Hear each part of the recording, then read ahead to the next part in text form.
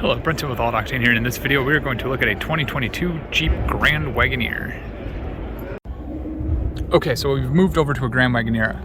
Hello, that's the reflection. Yep, that's the reflection. All right, so the Grand Wagoneer jumps up to almost $10,000 to $12,000 more on the base price.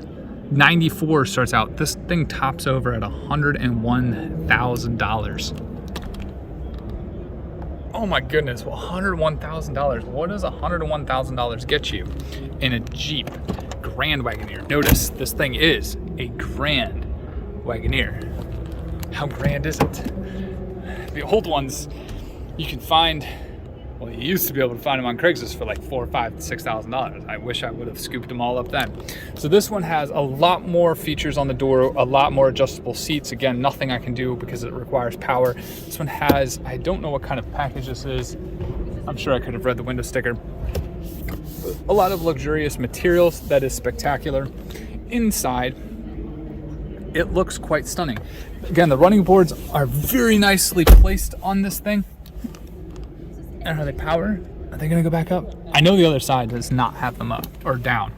So inside, same screen, same interior space, although this seat is much farther down and back, so I'm a lot more comfortable than I was in the other one. So I'm curious to know what the second row is like in the Grand Wagoneer. This one has speakers up in the top too. Let's jump in the back of this thing. Again, I do like the running boards down on these things, and they might have popped down. I got there. All right. So that one is a lot farther back. So this is a lot more crunched. Not a big of a problem. Like I said, I could really scoot this seat up farther. The seat back itself could go up farther. I wouldn't sit like it is. I just fit. But here is the major difference that I'm noticing in the Grand Wagoneer from the regular Wagoneer is the center console in the back. So we had that same kind of thing in the other one, but now we've got a screen with cup holders with basically a duplicate of the center console in the front to the rear. Look at that. That is absolutely incredible. It does basically all the same things. It will open up, it has all that space. And yeah, it's not too bad. So how do you get to the third row? Well, I'm guessing that you jump out and you fold some chairs forward. So we're gonna try that. Let's move that forward. Oh, wow.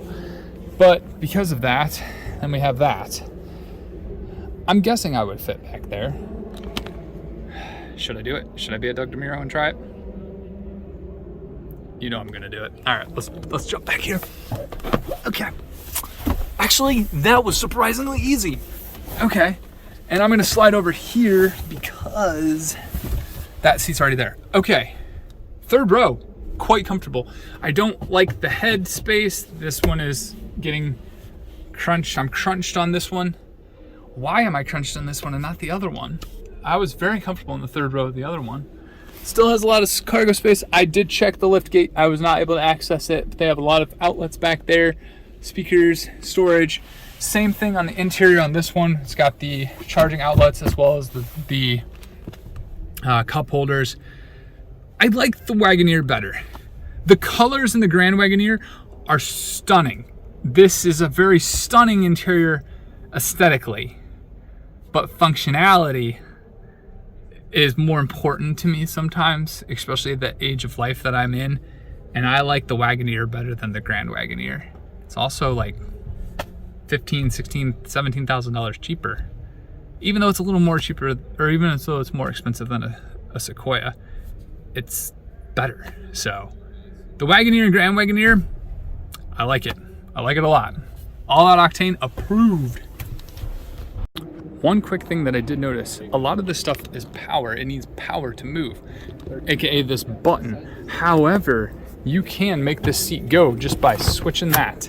That is pretty cool. So it's nice to know that even if you don't have power, you can move this thing and still get into the third row seats. That is very, very smart.